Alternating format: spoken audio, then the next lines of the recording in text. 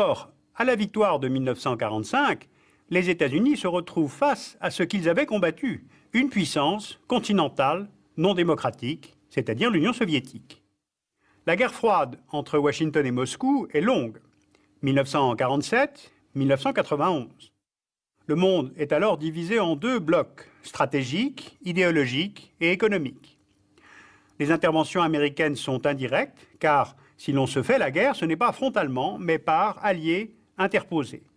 À Berlin, lors du blocus de 1948, en Corée, entre 1950 et 1953, à Cuba, lors de la crise des missiles de 1962, au Vietnam, entre 1961 et 1973, en Amérique latine, pour empêcher toute implantation ou survie de tout régime socialiste, au Chili, le soutien au coup d'État du général Pinochet contre Allende en septembre 1973, au Nicaragua, soutien aux Contras, qui menait une guérilla contre le gouvernement sandiniste dans les années 80, en Afrique, Somalie, Éthiopie, soutien à Savimbi en Angola, au régime d'apartheid de Pretoria en Afrique du Sud, et enfin soutien à la résistance afghane pour contrer l'invasion soviétique de 1979 en Afghanistan.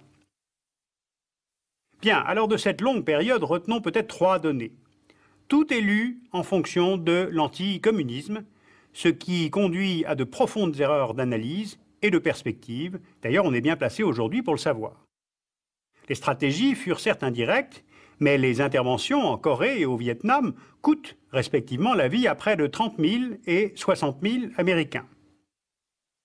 Troisièmement, le régime économique de la libre entreprise l'emporte largement sur l'économie planifiée.